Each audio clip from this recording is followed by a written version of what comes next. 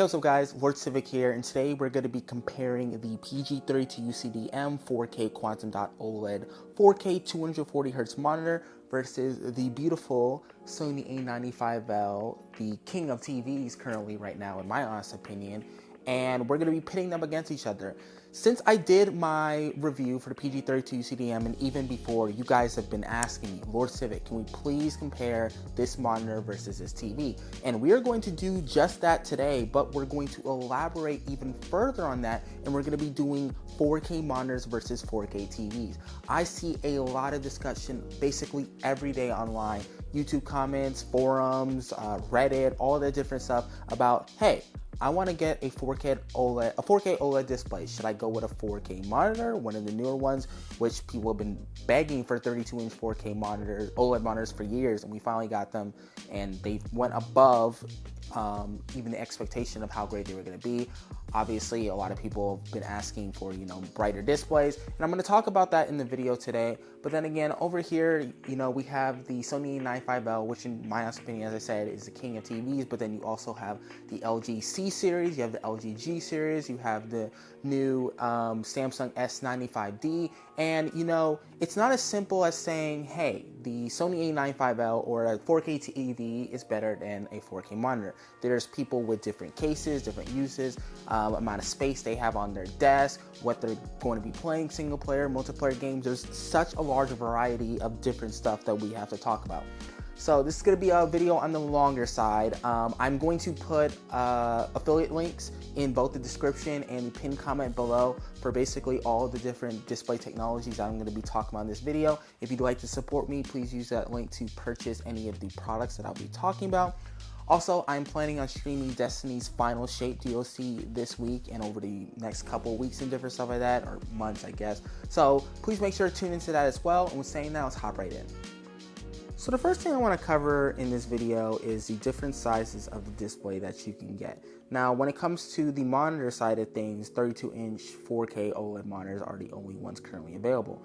But then on the TV side, you have 42-inch, 48-inch, 55-inch, 65, 77, 83, and I believe it also goes up to 90, but at that point, you're going to be spending like 10 grand plus for a 4K OLED TV, which is insane. But I mean, you got money like that, more power to you. Now, with that said, 32-inch is no slouch, and we're going to talk about the TV different sizes in a second, but 32-inch is no slouch. For years, I have been using, super ultra-wide or ultra-wides, but then I've also had a 27-inch 1440p, I believe. At first, I had 165 hertz, and then I upgraded to a 360 hertz monitor. And going from 27-inch to 32-inch, I didn't realize how gigantic of a difference it would be.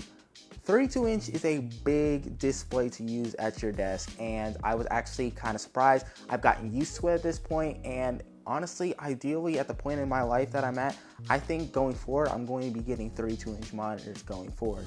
27-inch is nice and different stuff like that, and if you're a strictly competitive gamer, 27 or 24 is definitely one for you, but for me and the point I'm at right now, 32-inch is probably the perfect point for me.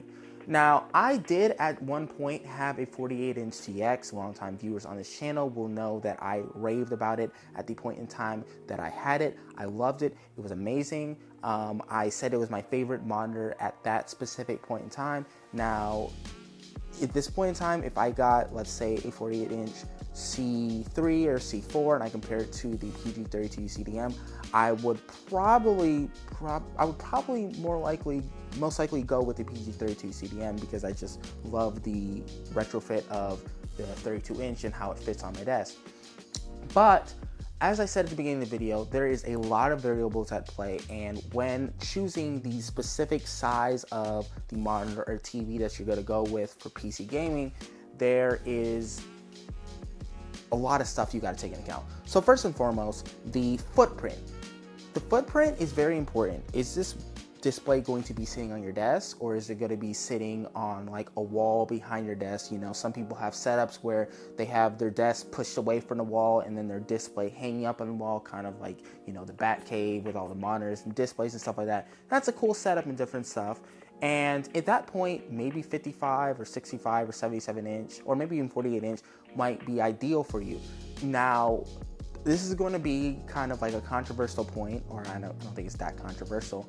I honestly think for desk usage, this is the better display. Now, when it comes to, as I said, like the bat cave type of view, where you're going to be having it on like the back wall, whatever, then that's the case of when a TV would be more ideal. I just think that when you have a desk, especially if you're somebody like me that is going to have multiple displays, you can't have one monitor or display, monitor, TV, interchangeable at this point, but you can't have one display just taking such a large footprint on your desk. Especially with me, I don't think with my G9 OLED, I could have like a 42 inch or, my God, a 48 inch or 55 inch on the desk. That just would not be ideal for me. So in my honest opinion, when it comes to size, when you're having it strictly on your desk, the 4K monitors are more ideal for, I would say, basically maybe 90% of people. So we're finally going to talk about what you guys have all been waiting for. Which display is better when it comes to picture quality, brightness, detail handling, color accuracy, and all those different aspects? The PG-32 UCDM or the Sony A95L?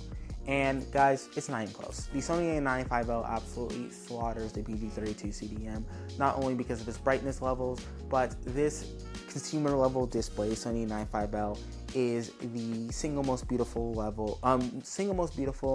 consumer level display that I've ever seen, and I would actually go as far as to say it is my favorite piece of technology ever. What Sony and their XR processor chip has accomplished with the Sony A95L is nothing short of sheer magic, and when it comes to, you know, picture quality, it just blows everything else out of the water. Now, in that same point, I cannot look you point blank in the eye and say that the Sony A95L is twice as good as the PG-32 UCDM. And you say, Lord Civic, why does it have to be twice as good? Because it is twice as expensive, more than twice as expensive. The PG-32 UCDM sits at $1,299, and the smallest model Sony A95L that you can get sits at a whopping $3,000. Now, you might be saying, okay, Lord Civic, then in this specific case, yes, this video is about the Sony A95L versus PG-32 UCDM. Why can't I just go with a display that also reaches up to the same brightness level or surpasses it and go with, say, like the G3, G4, or S95C or S95D? And that goes to an earlier point that I made in the earlier section of this video when I was talking about the sizes. Now, logically, you're not going to, or not logically, most people aren't going to want a 55-inch display on their desk. Now, if you're in a bat cave type scenario where you're going to be putting it on the back wall, like I stated earlier, then that might be more ideal. But to get a display that is going to be that much better, that I would be like, hey, yeah, you should go with a TV over the PG-32 UCDM, which you'd also be losing refresh rate, which we're going to talk about in the next section. You would have to spend upwards of at least $1,000 more. The S95C, which I'm not sure at the price is right now, I can imagine for the 55-inch maybe being like $1,800 or whatever. Same thing with the G3, but currently right now, if you want to get the newest model TVs, the G4 sits at 55 inches, I believe $2,300 or around $2,300. I know it's at least more than $2,000. The same thing with the S95D. Now, also, those also come with 144 hertz refresh rates, which is a little bit more ideal than 120 hertz, but it's still not going to compare to 240 hertz. As I said, we're going to cover that in a second more. But ideally, if you are somebody that's looking at a TV versus a monitor, you are more logically going to be looking for the 42-inch or the 48-inch if you're going to be putting on your desk. And this is where I feel that a lot of people that have not experienced both display technologies, the monitor and the TV, can't really make a fair or have a fair opinion, because, you know, if you just seen one, like if I just saw the PG-32 UCDM, I would be like, bro, this is the best. Like, there's no reason to get a 42-inch, 48-inch. It's the perfect size. It's absolutely amazing. Now, if somebody has had a 48-inch CX, I do see the point of getting a TV on your desk, and yes, it is a little on the bigger side, and ideally, as I stated earlier, I would rather go with the 32-inch because I feel like that's the perfect size for me, but I do see the argument is fair to make. Now, I can't really say that much about the 42-inch. I can, visualize it being like 10 inches more, and I've seen it in Best Buy, but I haven't seen it on a desk in a specific section of that. But a point that I don't see a lot of people making is that the C4 is, yes, able to, I believe, get more than 1,000 nits. I think they can get up to 1,500 nits.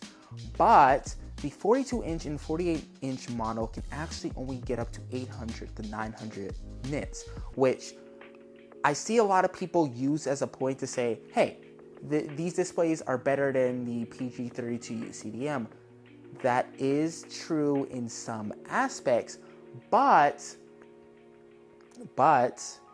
the 42-inch and the 48-inch model can only get up to 800, 900 nits, which puts it dimmer than the PG32 CDM, and it might be in a larger window on the displays, but then again, you have to take into account, hey, I would be losing 240 hertz, I would be having a bigger display. If I want to have a second monitor, I got to take into account that this is on my desk and blah, blah, blah, blah. And there's just so many other different stuff that you have to take into account when it comes to that.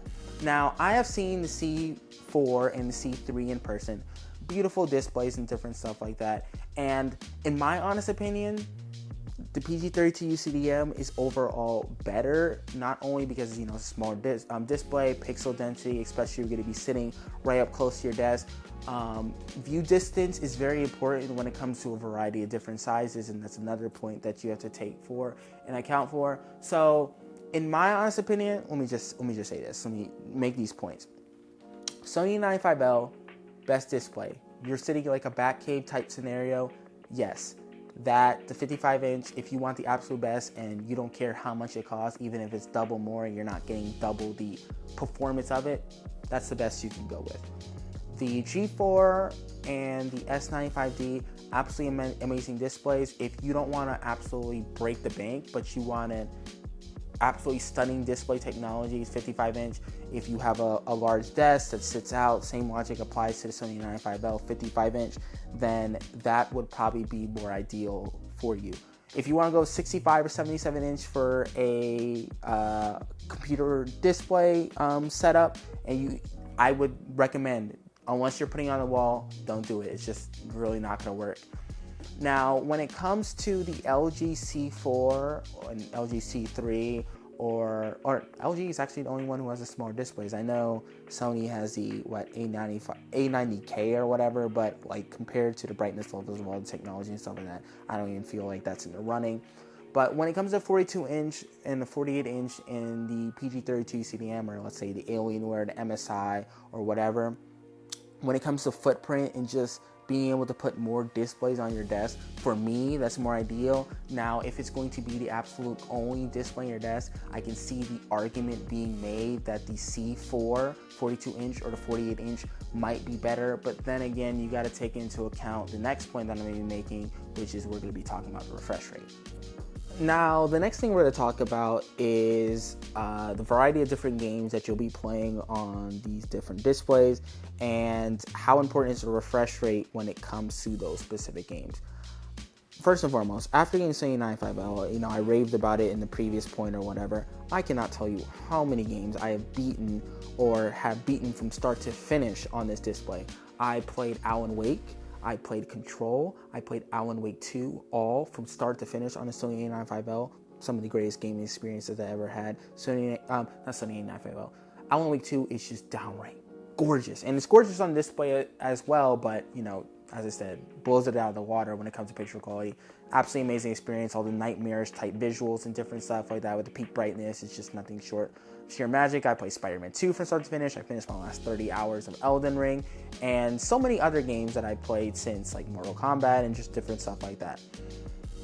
Now, with saying that, single-player games are also very fun on the PG32 CDM as well, and I played, Dragon Dogma. I played a lot of Persona 3 Reload on both this display and this one, and also my Steam Deck OLED as well. But the most important thing is the refresh rate when it comes to playing, different games.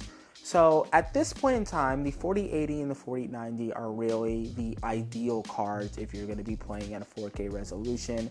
And we have 120 hertz on a Sony A95L, the higher tier Samsung and LG offering TVs allow 144 hertz, which is not that big of a difference from 120 hertz, but every single bit of FPS to a certain point makes a difference. And then over here on the PG-32 CDM, we have 240 hertz. Now, this is another point that I think I have to tie back into the size of things. A lot of people, when it comes to esports games, it's either 27-inch or 24-inch. That is most ideal. Yes, I have been playing a lot of Overwatch on this display as well, but it is a lot more visual real estate to look at, which logically thinking, you'd be like, okay, it's better, it's more to see, more stuff to take up your point of view, but it does kind of limit how fast you can react to different things. When I was playing on my 27-inch monitor, if a Pharah was coming up from the screen right about the ult, if I was on my 27-inch monitor, I can just out of the corner of my eye see, and I can still see out of the corner of my eye on the 32-inch, but it's kind of like I gotta move my eyes just a little bit. And you also more so have to take that into account when, let's say, you go up to 42-inch or 48-inch, and then also you would also be losing half of the FPS. And now you see the point that I'm trying to tie into things. Yes, the 42-inch and the 48-inch are absolutely amazing monitors, and for single-player games is very ideal. But if you're somebody that's going to be playing games like Overwatch, Rainbow Six Siege, Valorant, League of Legends, MOBAs, like any type of game that's going to be like a competitive level, not even taking into account the 240 hertz refresh rate, which I think gives you a large advantage. And even as somebody that has gone from the previous generation that I was playing on with 360 hertz to 240 hertz, I feel it even though it's an IPS to OLED. Losing any bit of FPS when it comes to competitive games is very, very important. And honestly, I wouldn't even really recommend playing a competitive game on a 55-inch display. I just think you would be at a sheer disadvantage, and it's just you're limiting yourself. Even if you do the whole bat cave thing I was talking about earlier in the video, it's not a good idea. There's too much to see. It's too confusing already enough to be able to pay attention to it on a 32-inch display. Ideally for competitive games, you want 27 or 24-inch. So you're already pushing the envelope too much. If you want the brightness and all those different aspects with S95D, S95C, or G3 or G4, you're stuck at 55 inches. And that's just not ideal for multiplayer games. Now, when it comes to single player games such as RPGs or, even like first person shooters like Doom or whatever, which Doom's not a competitive game, and yes, it probably would be more ideal to have a smaller display, but I would say like the benefits would outweigh the negatives. But then again, at that point, with Doom Eternal, with it being such a well-optimized game, if you tinker your settings just right, especially if you have a 4080 or 4090, you could get close to that 240 hertz. So then again, you'd be losing the FPS. This is what I'm talking about, guys. There's so many different things that you have to account for when it comes to these displays, because it's not as simple as just saying, hey, the 4K monitor is better than the 4K TV or whatever. And there's so many specific aspects and different stuff. Like, I'm trying to cover as much as possible, but there's just so many different scenarios you got to take into account. You got to take the size of your desk, you got to take how far away you're going to be from the monitor, where you're going to be using a mouse and keyboard or a controller and different stuff like that. And it's just so much that you have to cover. So we're about to close out this video, and the last thing that I want to talk about is strictly TV versus monitor. So with closing on this video, I really want to talk about, the brass tack differences between a 4K monitor and a 4K TV.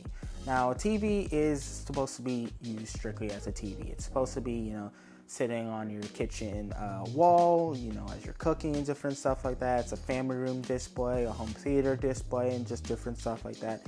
And a monitor is supposed to sit at your desk. So they're going to be, aiming for different things. And the first thing we're going to be mentioning is the sound.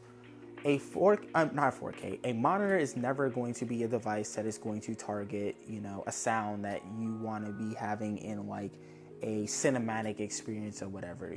Monitors do come with speakers. I believe the PG-30 UCM does not. I haven't even used them because I'm always using headphones or my CAF and different stuff if they do. And then, for the Sony 95L, it has like the Sony, when it comes to sound and stuff like that, has like one of the best experiences. It's something that they target on the market and different stuff like that. LG and Samsung, they're very nice as well. And that's like a point that I feel that you have to take into account when choosing which specific model to go for. If you're somebody that's not really going to be investing in some very nice headphones or something even as ridiculous as desktop monitors like the KEF LS50 wireless 2s, you're probably going to want to go with a TV. If you're somebody that wants to tinker in and hone down the settings and different stuff like that, a TV might be more ideal for you. And you might be saying, Lord Civic, what do you mean? Because monitors allow you to tinker the settings and different stuff like that as well. But displays like the PG-32 UCD-M, especially the first generation of these display technologies, they're actually pretty limited in what type of settings they allow you to tinker with and set up and different stuff like that. Then again, you also have to think, okay, what am I going to be using this display for? Just PC gaming, or do I want to use it for more? Now, if you're going to be using, let's say, this with like the PlayStation or Xbox, as I said before, the speakers, I believe it doesn't have speakers, but oh, no, this is how it works. It works that it doesn't have any actual audible speakers, but it does allow you to pass through the audio to it. And with saying that, the Sony like PS5 or the Xbox, yes, it will look really good on this display if you're like a dorm room or some type of setting where you can't have a large display. It might be ideal, but then again, you'd have to invest in some external speakers and different stuff like that. Also, even though you can, I've watched some anime on this. I'm doing like a watch through with my like friends. Jacob and Brandon are watching Hunter x Hunter for the first time. And sometimes we do the little like watch party thing together, and it's like really cool to watch together and stuff like that. But even though that is fun, it does not give you the same cinematic experience that say a 55-inch, 65-inch, or say even a 42-inch or 48-inch display would give you. And then also you got to take into account that, let's say, if you're going to be using a PlayStation or Xbox, this display is nice, it's small, but not only would you be losing out on the speakers and different stuff like that, but you also have to take into account that you can't even max out the refresh rate on this display unless you have a PC. The consoles aren't reaching up to 240 hertz, and that's when this display would be more ideal for you. And yes, the G4 and S95D and G3 and S95C can also get up to 144 hertz, but you wouldn't even be maxing it out then. So, as I was stating before, and what I've been stating this entire video, is there's just so many variety of things you have to account for when trying to choose either displays. It's not as black and white as saying, hey, this TV is better or this monitor is better. Like, even down to like, it's not even saying like just this monitor is better, it's not saying the 4K OLED monitor is better or 4K OLED TV is better. Then you also got to take into account all the different models, the different aspects that they target. You got to also take in price point. You got to take in how far away from the display you're going to be sitting, the refresh rate, what type of computer technology you have. Like, if you don't have a 4080 or 4090, this probably won't even be ideal for you at all. And it's like, okay, but I play competitive games. Then yes, it might be, but then you have to tinker the settings and different stuff like that. And then you can be like, okay, but I play a lot of single player games and I want to play Elden Ring, Shadow of the Erdtree with the absolute best picture quality that's available and also not be bright. And I have to, sit in front of a window. You got to take into account the brightness because, it's glossy and then there's matte, and it's just like, it's so confusing, and it's like, it's not as black and white as I said. And I hope all the different stuff that I've spoken about in this video is kind of like garnered and gave you a better idea of what display that you would specifically want to go for. Like I said in the beginning of the video, if you guys have any questions, please make sure to put them in the description below. Also, feel free to DM me. I never really have said this out loud on a video or whatever, but a lot of people sometimes reach out to me in my DMs asking me specific questions on my social medias, which I have linked in the link tree in the description below. But feel free to reach out to me. Also, as I said again, make sure to tune in with Destiny Stream. Affiliate links are in the description and the pinned comment below. Hope you guys enjoy this video. Please make sure to hit the like, subscribe button. And saying that, I hope you guys have a great day.